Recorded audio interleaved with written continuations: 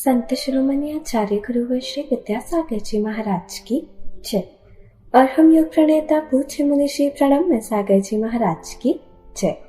ओम अरहम नमः। श्री तत्वात् सूत्र के दूसरे अध्याय की कक्षा में आप सभी का स्वागत है। आज हम अपनी क्लास की शुरुआत मुनिश्री की वाणी में अपने मन को निश्चिंत शांत करने वाले ध्यान से करेंगे।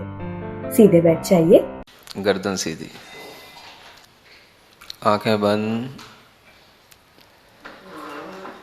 ओम अरहम नमः के साथ अपने मन को सब प्रकार के विचारों से मुक्त करेंगे।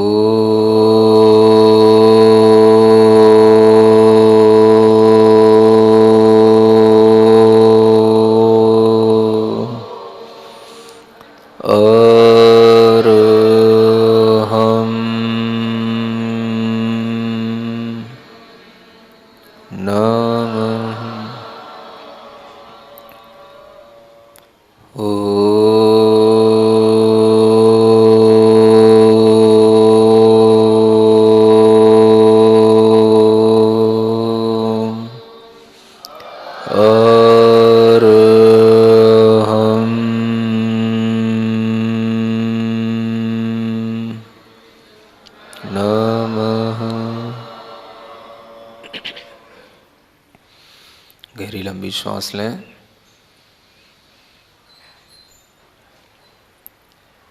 पूरे शरीर के अंदर अपनी चेतना को, चेतना के संवेदन को फैला हुआ महसूस करें।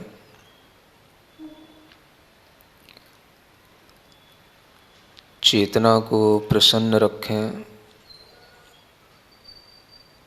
मैं सिर्फ उतना ही हूँ जितना मुझे भीतर से अपना संवेदन हो रहा है। मन को प्रसन्न बनाएं। किसी भी प्रकार की कोई चिंता नहीं, कोई मन में बाहर की कोई इच्छा नहीं।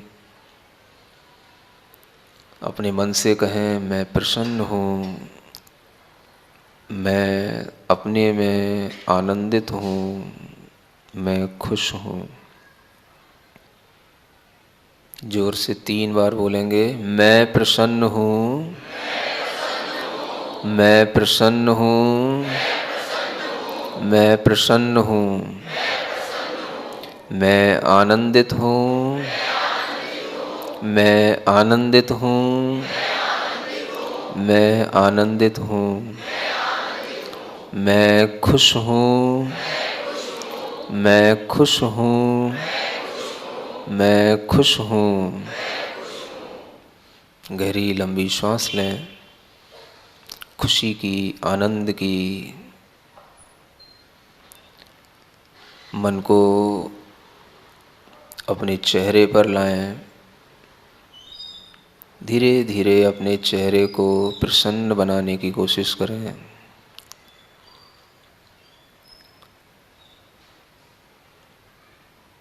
ओठ मिले हुए, हल्की सी प्रसन्नता, मन की प्रसन्नता, हृदय की प्रसन्नता चेहरे पर रिफ्लेक्ट होती हुई महसूस करें।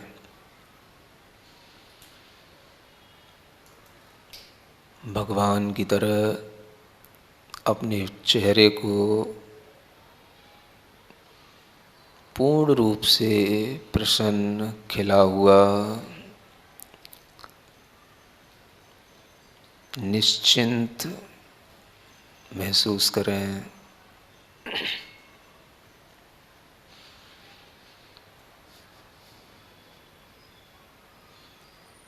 इसी मुस्कान के भाव में बैठे रहें स्थिरता के साथ।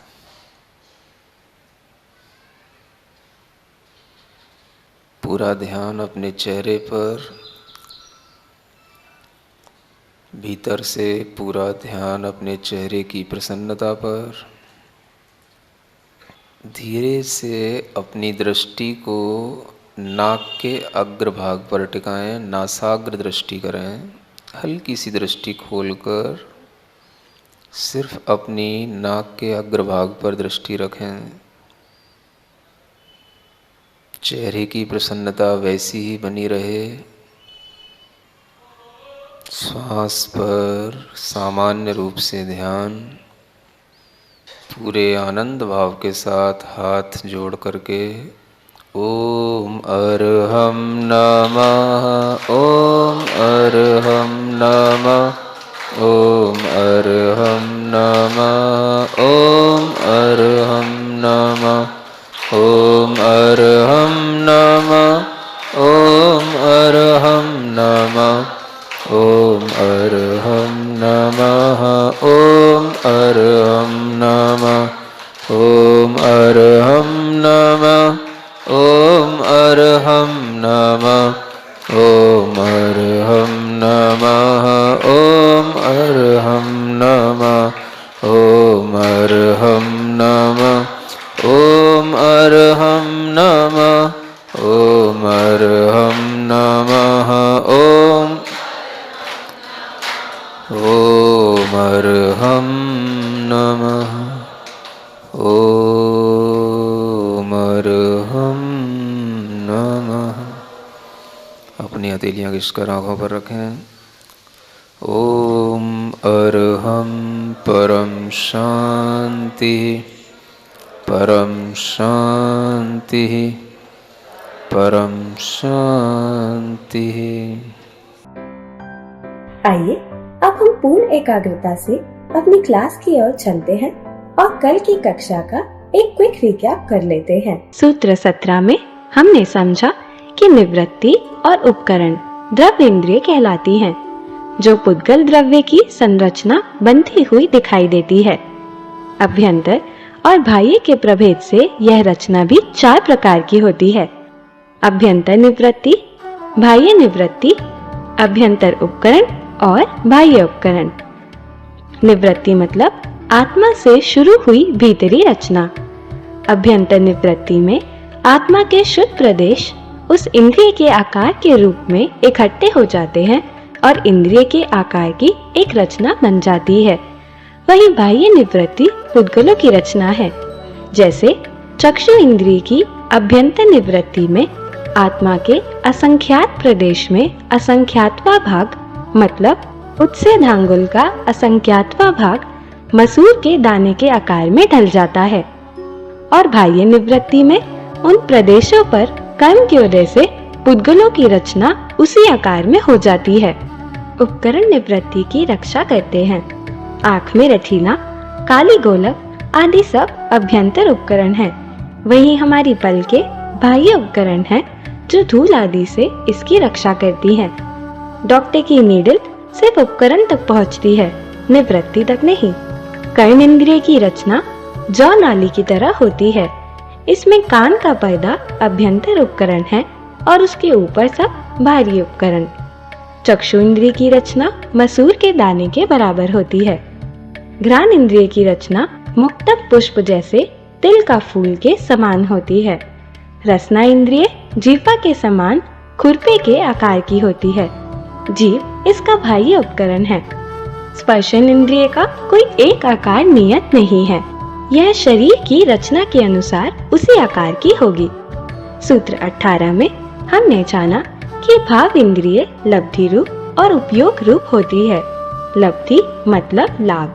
इसमें जीव के पास जितनी इंद्रिय होंगी उतनी ही इंद्रिय संबंधी मति ज्ञान आदि का क्षयोपशम होगा। उस लब्धि या कर्मों के क्षयोपशम के अनुसार आत्मा का जो उपयोग है वह उपयोग रूप भाव इंद्रिय हो गई। यह ज्ञानात्मक होती है।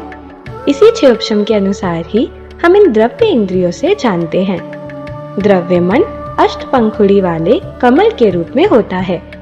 इसकी रचना एक स्थान पर होते हुए भी भाव मन की कोई एक नियत स्थिति नहीं है। भाव मन ज्ञानात्मक है। द्रव्य मन के ऊपर कोई उपकरण नहीं होता। मन को अनिंद्रिय मतलब ईषद इंद्रिय भी कहते हैं, क्योंकि यह थोड़ा इंद्रिय जैसा है, लेकिन पूर्णता नहीं। हमें इसका अंतरंग दिखाई नहीं देता और ना ही परिणाम पकड़ में आते हैं। तो चलिए अब हम सभी अपने मोक्ष मार्ग को प्रशस्त करने के लिए पूज्य मुनि श्री का उद्बोधन सुनते हैं। मोक्ष मार्गस्य नेतारं भेत्तारं कर्मभूरतां ज्ञातारं विश्वतत्त्वानां वन्दे तद्गुणलब्धये। देवादिदेव आदिम तीर्थंकर श्री ऋषभनाथ भगवान की, वर्तमान शासन नायक श्री वर्धमान महावीर भगवान की, परम पूज्य आचार्य गुरुवर श्री विद्यासागर जी महाराज की। तत्वार्थ सूत्र ग्रंथराज में द्वितीय अध्याय के माध्यम से जीवों की विशेषताओं को जाना जा रहा है। जो जीव के पास में इंद्रियां होती हैं, उन इंद्रियों की रचना कैसे होती है, इस बारे में आप लोगों ने सुना है। और वो इंद्रियां कितनी होती हैं और उनका अपना अपना विषय क्या होता है, यह सब भी क्रम क्रम से इस सूत्र ग्रंथ में बताया जा रहा है। आगे का सूत्र पढ़ते हुए सूत्र नंबर 19 नंबर। स्पर्शन रसन घ्राण चक्षु श्रोत्राणि।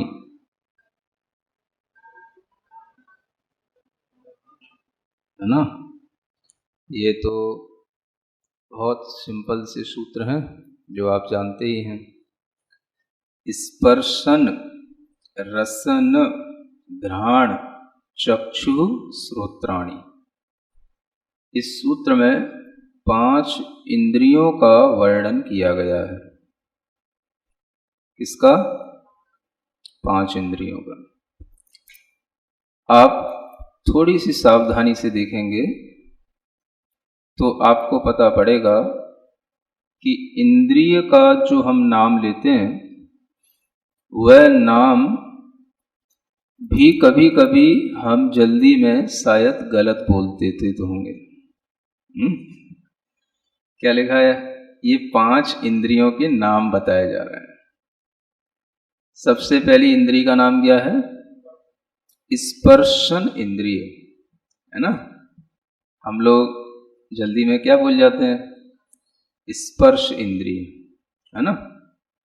यद्यपि आपकी बात को कोई भी व्याकरण विज्ञ व्यक्ति सही कर सकता है, लेकिन ध्यान देने योग्य बात यह है, सूत्र के अनुसार इंद्रिय का नाम है स्पर्शन इंद्रिय। तो जब भी कभी आपको पहली इंद्रिय का ज्ञान हो तो आप स्पर्शन इंद्रिय रूप से ही शब्द का प्रयोग करें। स्पर्शन इंद्रिय सबसे पहली इंद्रिय है, क्योंकि किसी भी जीव में अन्य इंद्रियां बाद में बनती हैं। सभी इंद्रियों का आधार यदि कोई इंद्रिय है तो वह स्पर्शन इंद्रिय ही है। सभी इंद्रियां इसके बाद ही बनेंगी, और जो भी इंद्रियों की उत्पत्तियां अलग अलग जीवों में होती हैं तो स्पर्शन इंद्रिय के साथ होने पर ही होती हैं। कोई भी जीव ऐसा नहीं मिलेगा आपको जिसके पास में ये स्पर्शन इंद्रिय न हो। इस स्पर्शन इंद्रिय ज्ञान का क्षयोपशम सभी जीवों के पास में रहता है। कम से कम भी यदि क्षयोपशम होता है तो वह स्पर्शन इंद्रिय जन्य क्षयोपशम तो रहता ही है। स्पर्शन इंद्रिय जो बनती है, यह इंद्रिय आपको बताया गया कि यहाँ पर उपयोग का विषय चल रहा है, तो इंद्रियों का संबंध भी उपयोग से ही है। मन का संबंध भी हमारे आत्मा के ज्ञान उपयोग से ही है। इसी तरह से इंद्रियों का संबंध भी आत्मा के उपयोग से ही है। अब हम थोड़ा सा ये देखें कि आत्मा है, इंद्रियां हैं और मन है, और ये सभी चीजें ज्ञान के साथ चल रही हैं। ये सभी परिणतियां कैसी हैं? ज्ञानात्मक परिणतियां हैं। इन ज्ञानात्मक परिणतियों में सबसे ज्यादा जो ज्ञान की प्रवृत्ति है वह हमें स्पर्शन इंद्रिय में ही दिखाई देगी, क्योंकि स्पर्शन इंद्रिय के लिए बहुत ज्यादा उसके शरीर के माध्यम से उसका विषय जो है बहुत ज्यादा फैला हुआ रहता है। पूरे शरीर में एक स्पर्शन इंद्रिय है जो फैली हुई है। इस स्पर्शन इंद्रिय का क्षयोपशम भी अलग अलग जीवों में अलग अलग होता है, और इस क्षयोपशम के लिए भी आत्मा ही जिम्मेदार है। ये क्षयोपशम कहाँ होगा? तो आत्मा में क्षयोपशम हुआ। इंद्रिय में जो ज्ञान आया वो ज्ञान कहाँ से आया? तो आत्मा से आया। मन में भी ज्ञान आया तो कहाँ से आया? आत्मा में जो ज्ञानावरण कर्मों का क्षयोपशम है उससे आया। इन इंद्रियों को जानकर के हम यह भी जान लेंगे धीरे धीरे कि यद्यपि ये इंद्रियों की रचना आत्मा ही करता है, जैसा कल सुना था, द्रव्य इंद्रिय हैं, भाव इंद्रिय हैं। द्रव्य इंद्रिय जो नाम कर्म के विशेष उदय से होने वाली रचना विशेष है। जब द्रव्य इंद्रिय की बात आएगी तो उसमें नाम कर्म के कारण से, अंगोपांग नाम कर्म के कारण से या शरीर नाम कर्म के उदय से जो उसकी इंद्रिय बनेगी उसी की वहां पर मुख्य भूमिका होगी। ये कहलाती है द्रव्य इंद्रिय। और जब भाव इंद्रिय आएगी तो उसमें ज्ञानावरण कर्म के क्षयोपशम की मुख्य भूमिका होगी। और ज्ञानावरण में भी कौन से ज्ञानावरण कर्म के क्षयोपशम से इंद्रिय बनेगी? 5 ज्ञान है, 5 ज्ञानावरणी कर्म है। तो कौन से ज्ञानावरण कर्म का क्षयोपशम चाहिए इंद्रिय के लिए? तो मति ज्ञानावरण कर्म का क्षयोपशम चाहिए, है ना। मतलब कि अंतरंग में आत्मा के अंदर वीर्यांतराय कर्म का क्षयोपशम हो, साथ में मति ज्ञानावरण कर्म का क्षयोपशम हो, तब ये मति ज्ञान की प्रवृत्ति बनती है। और इंद्रिय बनी है तो उस इंद्रिय की उत्पत्ति के लिए या रचना के लिए शरीर नाम कर्म का भी उदय हो तो वह इंद्रियों की रचना होती है।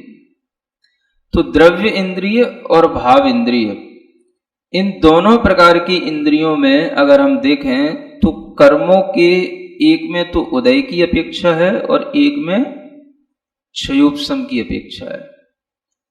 जो द्रव्य इंद्रिय है वो तो शरीर नाम कर्म आदि के उदय से होगी, और जो भाव इंद्रिय है वो हमारे वीर्यांतराय ज्ञानावरण स्पर्शन इंद्रियावरण जो मति ज्ञान है इसके क्षयोपशम से होगी।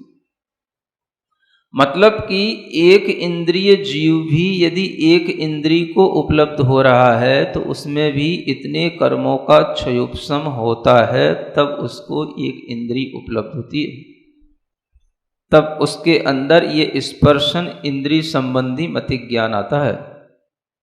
ये स्पर्शन इंद्रिय के माध्यम से स्पर्श को जाना जाता है। क्या किया जाता है? स्पर्श को जाना जाता है। अब आप थोड़ा सा गहराई से देखते जाएं।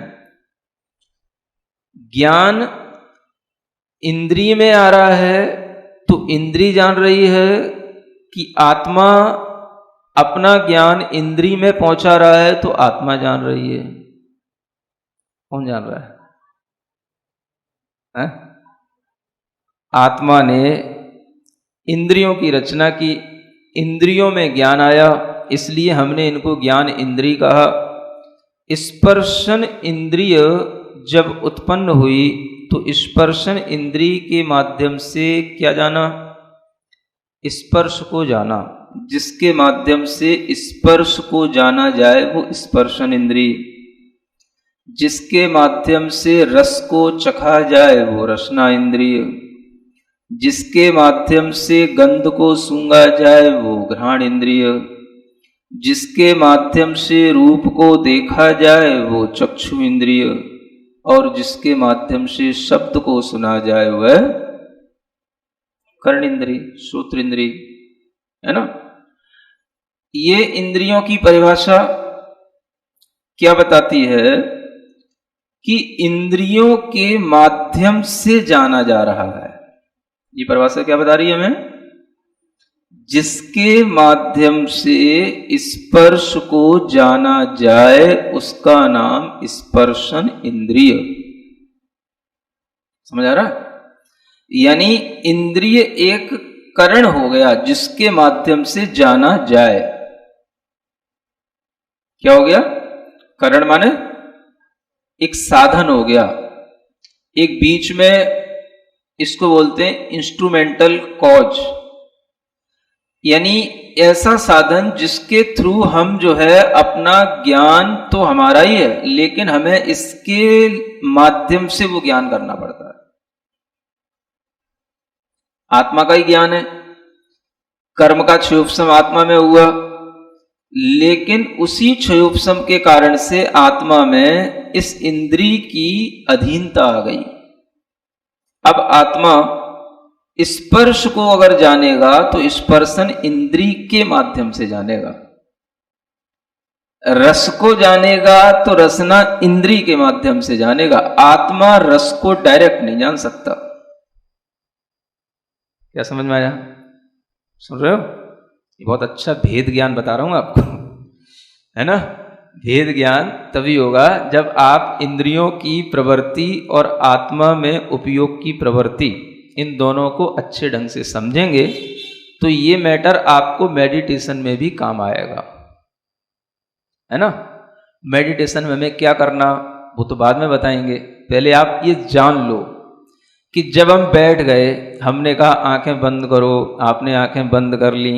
अब इसके आगे जो आपको करना होता है वो आपकी नॉलेज पर डिपेंड होना पड़ता है। अगर इस सब्जेक्ट की नॉलेज आपको होगी तब तो वो आगे मेडिटेशन का कोई प्रोसेस हो पाएगा, और अगर नहीं है तो मेडिटेशन में नॉलेज तो नहीं दी जा सकती है, थ्योरी तो आपको अभी सीखनी पड़ेगी, है ना।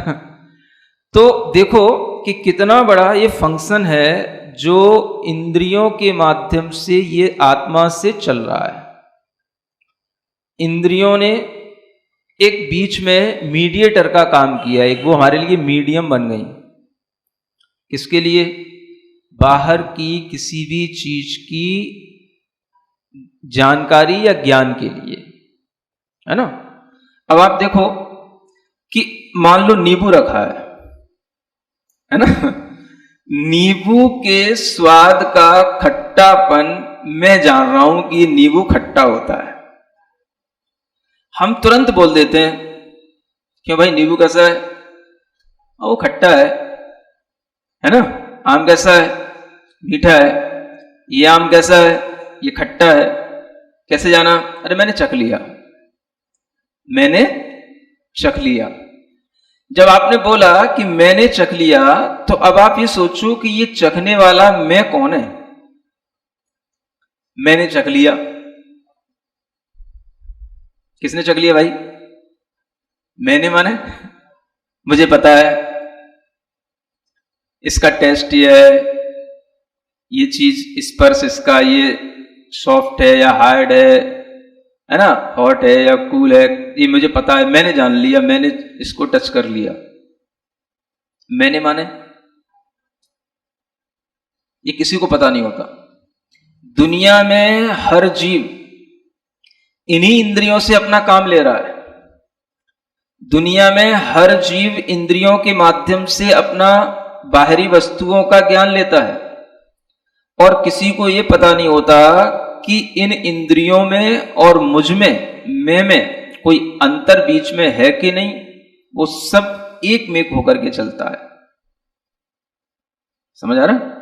यानी आत्मा मूल में है, ज्ञानावरण कर्मों का क्षयोपशम है, उसके कारण से इंद्रियों की रचना होना शुरू हुई। इंद्रियों के लिए पुद्गल कर्मों का आवरण, पुद्गल कर्मों का बंध, पुद्गल कर्मों के माध्यम से इंद्रियों की रचना इकट्ठी होती गई और वह पुद्गल अब बीच में हमारे लिए इतना मीडियम बन गया कि वही हमें रस का स्वाद दे रहा है। मतलब मैं कितना पराश्रित हो गया कि मैं डायरेक्ट नींबू को नहीं चख सकता। आप मेरी बात अभी भी नहीं समझ पा रहे हो। अब हो सकता आप तो चख रहे हो, मैं नहीं चख सकता, यूं समझ लो। पहले नहीं समझ आ रहा है? मुझे ऐसा लगता है कि मैं डायरेक्ट नींबू को नहीं चख सकता। अब मुझे ये सोचने में आता है कि जब ये ज्ञान मेरा है, आत्मा में क्षयोपशम मेरा है, तो मुझे अपने ज्ञान से ये नींबू को डायरेक्ट क्यों नहीं चखने मारा? ये बीच में जीभ क्यों आ जाती है? नहीं समझ आ रहा है? इस पे रखे बिना आत्मा को उसकी नॉलेज नहीं होती है। ये क्यों? जब आप ये जानोगे तभी आपको ये भीतर से लगेगा कि मेरी ही आत्मा का ज्ञान है, मेरी ही आत्मा का अपना क्षयोपशम है, मेरी ही आत्मा में जानने की इच्छा है और मेरी ही आत्मा जानने की क्रिया कर रही है। सब कुछ मैं ही कर रहा हूं। लेकिन देखो, आप किसी भी पदार्थ का डायरेक्ट कांटेक्ट उस आत्मा से नहीं होता। सुन रहे हो? ये भेद विज्ञान बता रहा हूं। किसी भी पदार्थ का डायरेक्ट कांटेक्ट किसी भी इंद्री के माध्यम से ही होकर के जाता है और वो इनडायरेक्ट हो गया, फिर वो डायरेक्ट कहां रहा? समझ आ रहा है? पुद्गल वो भी है, पुद्गल ये भी है, और पुद्गल का पुद्गल से संबंध हो रहा है और पुद्गल का ज्ञान पुद्गल के माध्यम से हो रहा है और करने वाला चैतन्य आत्मा है। बताओ आप कैसे आपके लिए कठिन हो जाता है ध्यान करना अगर आप कुछ भी न जानते हो और ध्यान में केवल बस आप बैठ जाएं तो बस आप यही देखते रहें कि हमारा उपयोग क्या कर रहा है। इंद्रियों के माध्यम से हमको किन किन चीजों का ज्ञान हो रहा है और मन के माध्यम से हमें कौन कौन सी वस्तुओं का ज्ञान किस तरह के विचारों से आ रहा है। समझ आ रहा है? अगर आप इन तीन चीजों की थ्योरी जानते होंगे तो आप मेडिटेशन में बैठे बैठे यही देखते देखते भी बहुत सारा टाइम तक मेडिटेशन कर सकते हो। क्या करना पड़ता है महाराज मेडिटेशन में? करना कुछ नहीं पड़ता। जो जान रहा है, जिसके द्वारा जाना जा रहा है, या जो जान करके खुद और ज्यादा याद कर रहा है या अपनी जानकारी कहीं से कहीं तक ले जा रहा है, उस सबको वह अलग अलग देखता रहता है। ये इंद्रिय के ज्ञान से जाना जा रहा, ये मन के माध्यम से जाना जा रहा, और ये हमारे उपयोग स्वभाव के माध्यम से हमें उपयोग में अनुभव में आ रहा। स्पर्शन इंद्रिय का भी आपको स्पर्शन डायरेक्ट नहीं होता। स्पर्शन इंद्रिय जन्य ज्ञान भी आपको स्पर्शन इंद्रिय के माध्यम से होगा। अब देखो, कोई भी आत्मा, मैं थोड़ा सा अलग तरीके से सोच के बता रहा हूं कि कोई भी आत्मा, इसका मतलब यह हुआ कि कोई भी आत्मा तो पदार्थ को डायरेक्ट न तो चखती है, न सूंघती है, न स्पर्श करती है और न सुनती है। ओम अरहम नमः। तो चलिए आज की कक्षा का एक क्विक रिवीजन कर लेते हैं। सूत्र 19 में हमने जाना पांचों इंद्रिय स्पर्शन, रसन, घ्राण, चक्षु और कर्ण। पहली इंद्रिय स्पर्शन है, ना कि स्पर्श। स्पर्शन इंद्रिय आधारभूत है, क्योंकि अन्य इंद्रियां इसके बाद ही बनती हैं। यह सभी संसारी जीवों के पास होती है और पूरे शरीर में फैली होती है, इसीलिए इसकी ज्ञान की प्रवृत्ति सबसे ज्यादा दिखाई देती है। सभी जीवों में स्पर्शन इंद्रिय का क्षेयोक्षम होता है, किंतु वह सबका अलग अलग होता है। इंद्रियों का संबंध ज्ञानात्मक उपयोग से है और इसके लिए मति ज्ञानावर्ण कर्म का क्षेयोक्षम चाहिए। हमने जाना कि द्रव्य इंद्रिय के लिए शरीर नाम कर्म आदि का उदय चाहिए, वहीं भाव इंद्रिय के लिए वीर्यांतराय, स्पर्शन इंद्रियावरण आदि मति ज्ञानावरण का क्षेयोक्षम चाहिए। आत्मा ने इंद्रियों की रचना की तो इंद्रियों में ज्ञान आया, इसीलिए इनको ज्ञान इंद्रिया कहते हैं। इंद्रियां एक कारण है, मतलब जानने का एक माध्यम है। जैसे स्पर्शन से स्पर्श जानना, रसन से रस जानना, घ्राण से गंध सूंघना, चक्षु से रूप देखना, कर्ण या श्रोत्र से शब्द सुनना। आत्मा को बाहर की जानकारी इंद्रियों से होती है। कर्मों के क्षेयोक्षम के कारण आत्मा ने इंद्रियों की रचना की और अब वह इंद्रियों के अधीन हो गई। वह अब सिर्फ इनके माध्यम से ही जानेगी, डायरेक्ट नहीं। जैसे आत्मा बिना रसन इंद्रिय के नहीं पता कर सकती कि नींबू खट्टा है। यह विचारणीय है कि आत्मा का ही ज्ञान है, आत्मा में ही क्षेयोक्षम है, आत्मा ही जानने की इच्छा कर रही है और आत्मा ही जानने की क्रिया कर रही है। सब कुछ आत्मा कर रही है, लेकिन फिर भी किसी भी पदार्थ का डायरेक्ट कांटेक्ट आत्मा से नहीं होता। भेद ज्ञान तभी होगा जब इंद्रियों की प्रवृत्ति और आत्मा में उपयोग की प्रवृत्ति को हम अच्छे ढंग से समझ पाएंगे। पुद्गल का ज्ञान पुद्गल इंद्रिय के माध्यम से हो रहा है और करने वाला चैतन्य आत्मा है। हमने जाना कि भेद ज्ञान से ध्यान करना सरल हो जाता है। कुछ भी ना जानते हुए भी आप बस ध्यान में केवल बैठ जाएं और देखें हमारा उपयोग क्या कर रहा है। इंद्रियों से, मन से हमको किन किन चीजों का ज्ञान हो रहा है और किस तरह के विचारों से हो रहा है। यही देखते देखते आप बहुत समय तक मेडिटेशन कर सकते हैं। मेडिटेशन में करना कुछ नहीं पड़ता। जो जान रहा है, जिसके द्वारा जाना जा रहा है, या जो जान करके खुद को और ज्यादा याद कर रहा है, इन सब को अलग अलग देखना होता है कि इंद्रिय के माध्यम से, मन के माध्यम से जाना जा रहा है और यह उपयोग स्वभाव से अनुभव में आ रहा है। तो चलिए अब हम सभी जिनवानी स्तुति करते हैं और तत्पश्चात समय होगा आज के सवाल का। सिरिजिणवाणी जग कल्याणी जग जन मदतम मोहरी जनमण हारी गढ़हर हारी जन्म जरा भव रोग हरि तिथ्य राणम दिव्य झुणिम जो पढ़ई सुनई मय्ये धारई राणम सौख मणंतम धैर्य सासद मोक्ष पदम पावई सासद मोक्ष पदम पावई। अब समय है आज के प्रतियोगिता प्रश्न में भाग लेकर आकर्षक पुरस्कार जीतने का। आप अपने फोन को क्यूआर कोड स्कैन करने के लिए तैयार रखिए या लिंक पर जाएं। आप अपना उत्तर चुनकर हमें कल दोपहर 2 बजे तक भेज सकते हैं। 3 भाग्यशाली विजेताओं को मिलेंगे आकर्षक उपहार। विजेताओं का नाम इसी कार्यक्रम में हर रविवार को घोषित किया जाएगा। साथ ही सभी प्रश्नों के सही उत्तर भी बताए जाएंगे। आज का सवाल है, सभी इंद्रियों का आधार कौन सी इंद्रिय है? स्पर्शन इंद्रिय, रसना इंद्रिय, चक्षु इंद्रिय, मन।